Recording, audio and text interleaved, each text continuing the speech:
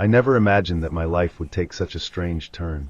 Ethan, my 8-year-old son, has always been a quiet child, full of energy, but without many worries. However, everything started to change a few weeks ago. He started having nightmares, and they weren't ordinary nightmares. They were vivid, detailed, and always with the same story. He spoke of a figure, a dark shadow, that watched him during the night. At first, I thought it was a child's thing, that he was just going through a phase. But as the days passed, the situation intensified. He woke up sweaty, screaming, and what bothered me the most was the way he spoke about this figure, as if it were something real, something he saw every night. What disturbed me the most was when I found some drawings in your backpack. Strange drawings of a large and threatening shadow with blurred contours. I asked him about what that meant, and he told me, with that seriousness that only a child can have. He's the man of my nightmare. He lives in the dark room. At first, I tried to ignore it, thinking that maybe he was just mixing imagination with what he heard at school or saw in movies. But then he started talking about a strange place, a place he insisted he had visited while he was sleeping. He said that it had been a very dark room, and that the shadow was always there waiting. I tried to understand, but it didn't make sense. I decided to investigate. I could no longer ignore the little things that were happening. One night, while Ethan was sleeping, I started searching the attic of the house.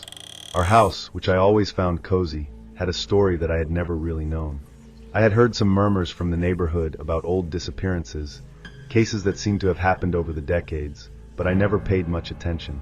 When I pulled an old box under the bed, I found something that made me freeze. Old photos, and one of them was of a house very similar to mine, with a missing child in the caption. The child's name was Mark, and the date of the photo was more than 30 years ago. The situation only got worse when, one morning, I found Ethan in front of the mirror, muttering words I couldn't understand, as if I were talking to someone. When he turned to me, his eyes were empty, as if he wasn't there. He whispered, "He's here, Mom. The shadow man is calling me." That's when I realized that he wasn't talking about something he imagined or dreamed. He spoke as if it were real, as if he really saw that figure. I didn't know what to think anymore. Fear took hold of me, and at the same time, the feeling that there was something very wrong in that place only increased. The worst came the next night. I was woken up by the sound of Ethan calling my name, but when I opened his eyes, he was not in his room. I ran around the house, with my heart beating fast, until I found him in the living room, with my eyes fixed on the entrance door. He was standing still, silent, without saying a word. I called him, but he didn't move. When I finally touched him, he looked at me with an empty expression, as if he was looking at something besides me. "He's going to take us, Mom," he whispered, and before I could ask more, he fell into my arms, fainted. I spent the rest of the night awake, sitting next to him, with fear eroding my stomach. The next day, I decided to look for more information about the history of the house. I knew the truth was there, but what I found was even more terrifying than I imagined. The house had been built on the site where children disappeared, and all cases were related to a dark figure who, according to the former residents, took the little ones during the night. The name Mark, which I found in the old photos, was the last one that disappeared before my family moved there. I tried to look for more answers, but with each step, the fear increased. The house seemed to have something more, something that could not be explained. And even scarier, it seemed that Ethan had been chosen. The next night, everything seemed normal, but the silence was deafening. The house was cold, and I couldn't get rid of the feeling that we were being watched. I went to Ethan's room, and when I entered, I found him sitting on the bed, staring at the dark corner of the room. When I called him, he turned around slowly, with empty eyes and an expression that I will never be able to forget again. "He's here, Mom," he said, pointing to the void. "He came to get me." My heart raced, and before I could react, the light in the room flashed, and a shadow projected on the wall, like a tall and distorted figure. The light went out, and everything went completely dark. I was pulled back, and when I lit the light again, the shadow disappeared. Ethan was silent, but the feeling that something terrible would happen soon was inescapable. Since that day, the house has become even stranger. Ethan stopped talking, but I saw in his eyes a mixture of fear and understanding, as if he knew something I didn't know. I never saw the figure again, but the feeling that she was still there, watching us, never went away. I moved house soon after, but the weight of that experience never disappeared. And to this day I wonder, will Ethan ever really be free of this shadow? Or is it that, as many say, the house never leaves us? And you, what do you think? Have you had a similar experience? Or do you believe that something can really accompany us, even after we move? I've never been a superstitious person. I always believed that things had rational explanations, that the human mind was able to create stories because of its own anxieties. But everything changed after what happened to my daughter, Emily. I was in the kitchen when I heard the door to her room open. It was late at night, and she was usually already asleep. When I went to see what was happening, she was sitting on the floor of the room, drawing with her colored pencils. I was surprised because she never did that at night. What really scared me were the drawings. Figures of people, several of them, with serious and sad expressions. I asked who those people were, but Emily looked at me as if I had asked the most obvious question in the world. "They're my friends, Mom. They are always here." In the following days, Emily began to talk more about these invisible people. She said she knew them before she was born, that she talked to them whenever she was silent, which seemed to happen more often. One night, when I went to say good night to her, I found her standing in the corner of the room, fixing her gaze on an empty spot. I stood there for a few seconds, not knowing what to do, until I asked, "Who are you talking to, daughter?" She slowly turned her head to look at me, as if she was remembering something, and replied, "With the lady who brought me here. She told me everything." But I knew no one else was there. The silence that followed was the most disturbing I've ever experienced. The feeling of discomfort increased every day. Emily woke up in the middle of the night, terrified, saying that there was something in the room with her. I ran to her room, but it was always empty, except for her, hugging the pillows, with her eyes wide with fear. What bothered me the most were the things she said. In one of these episodes, she told me that people told her to leave, that she had to go with them. "They're gonna take me, Mom. I can't stay here anymore," he said with a seriousness that made me freeze inside. Every day, the episodes became more frequent and intense. Emily began to draw even more strange figures. Figures of people I didn't recognize, but whom she described as if they were old friends. The scariest thing was when, during an afternoon, while I was at work, she called me saying that someone was knocking on the door. When I got home, everything was silent, but Emily's drawings were scattered on the living room floor. They were all facing the same point, a corner of the room, where there was absolutely nothing. That's when I began to realize that these people, that Emily talked about so much, could have something to do with the history of that house. I decided to look for answers. I began to investigate the past of the place where we lived, without telling Emily about what I was doing. I found an old newspaper in a library, dated several decades ago, which mentioned a tragedy involving an entire missing family. They had lived in the same house we were in, and the story told that, before they disappeared, the children in the family had also made statements similar to Emily's. Talk about people who watched them and tried to take them. When I found this, the dread settled in my chest. Would my daughter be connected to this tragic episode? Or would it be just a terrifying coincidence? That night, when Emily was sleeping, I couldn't rest. The feeling that something was happening to her, something I couldn't understand, consumed me. I stayed in the living room, watching the silence of the house, and fear involved me. That's when suddenly, I heard a low, almost inaudible laugh, coming from the corridor. I ran to Emily's room and found the door ajar, but she was alone in bed. Fear took over me as I looked at that empty corner of the room, exactly the place where Emily always concentrated and seemed to talk to someone invisible. I knew something was wrong, but what could I do? How to explain this to someone? The story of the house and Emily's drawings were increasingly intertwined.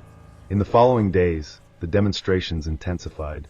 Emily didn't want to leave the room anymore, saying that the woman she saw, that skeletal figure, was waiting for her in the hallway. I was terrified. I didn't know if that was some kind of psychological manifestation, or if there was something darker behind all that. When I consulted a medium, he confirmed my worst nightmare. Emily was connected to something that had been trapped in that house, as if the spirits of the previous tragedy had not been able to leave. He talked about a presence of a woman, who somehow wanted to take care of Emily, as if the child was the next to be taken. With each passing day, Emily's behavior became stranger. She not only talked to invisible figures, but now she talked to them as if she had known them for a long time. One night, she told me that I needed to leave with them because it was their place. My eyes filled with tears, and despair consumed me.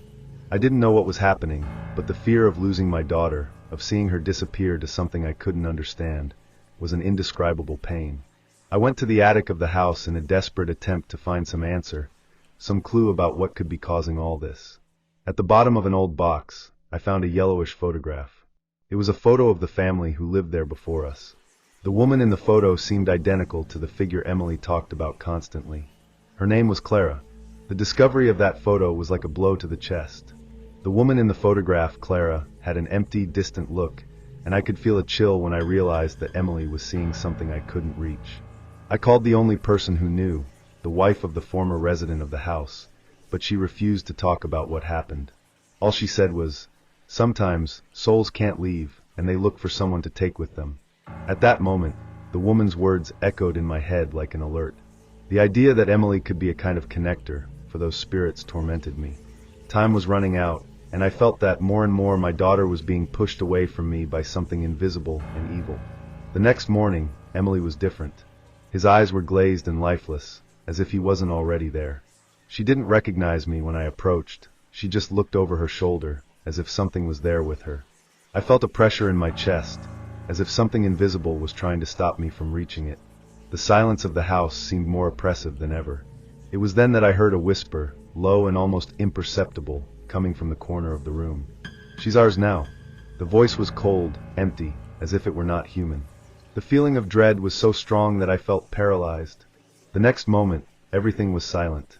Emily, as if by magic, went back to being herself, but with an empty expression, as if she didn't remember anything.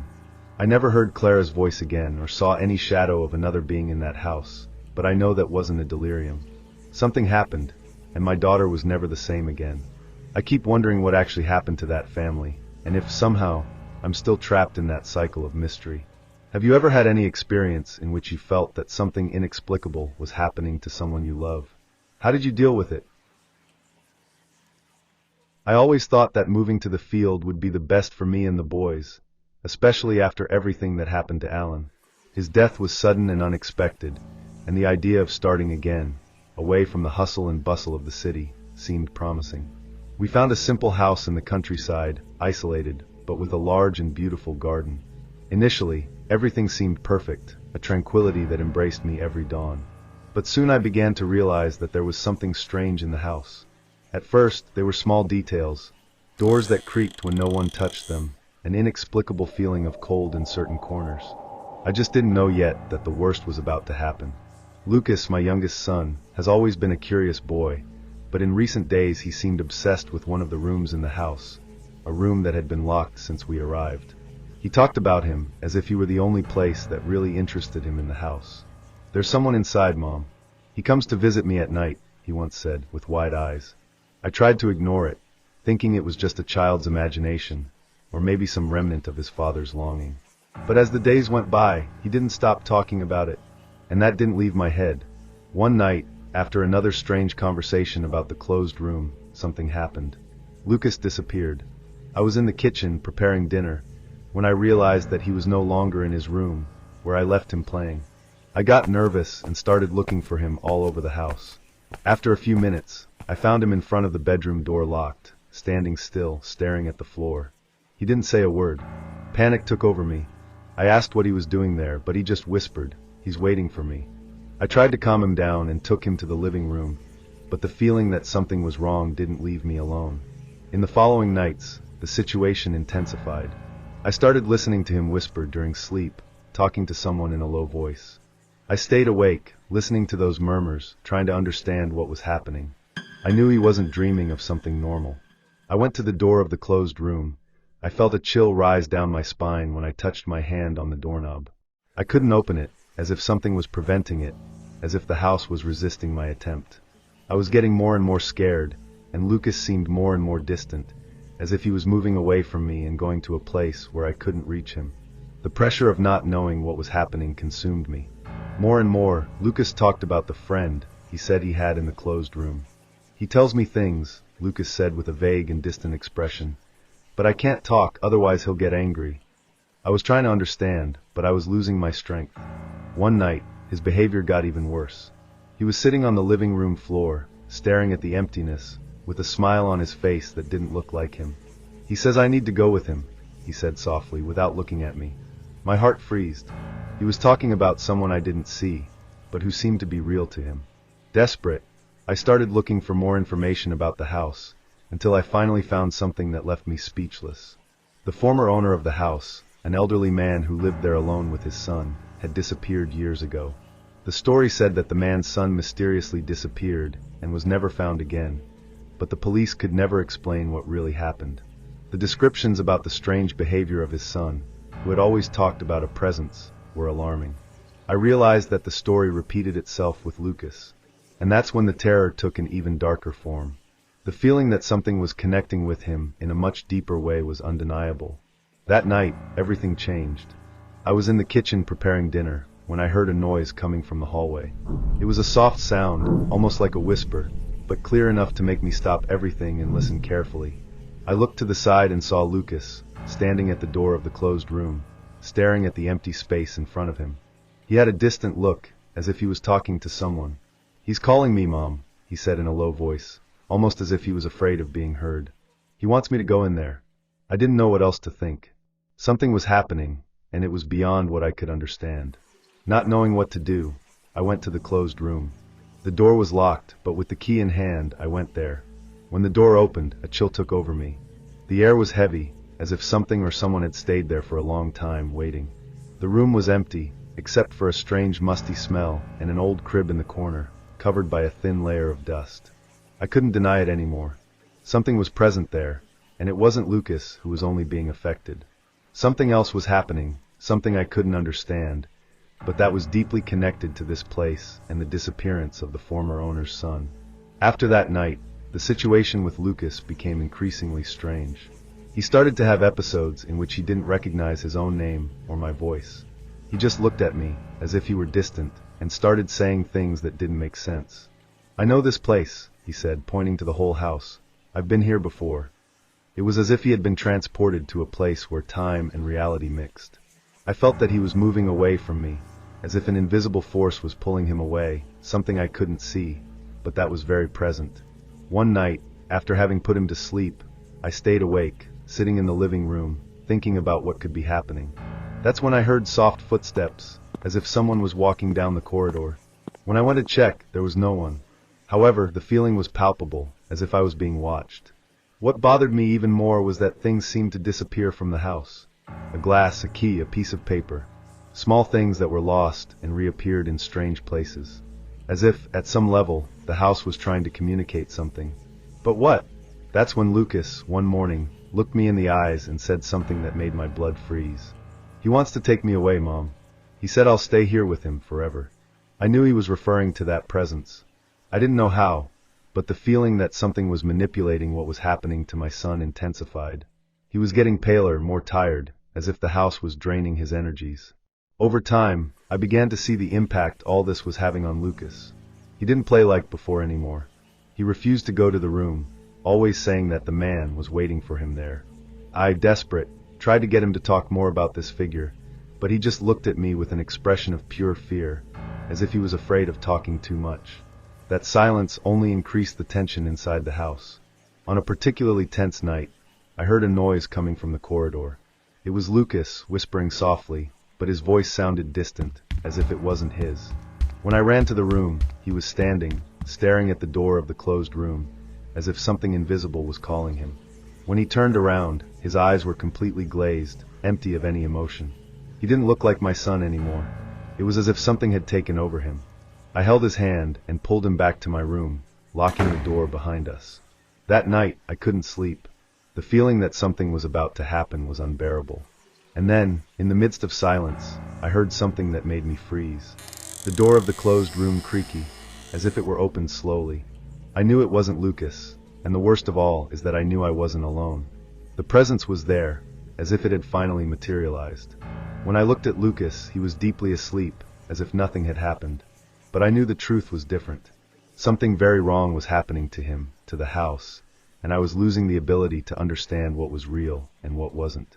Now I ask you, have you ever had a feeling of being watched or that an invisible presence was with you, even when you were alone? How did you deal with it?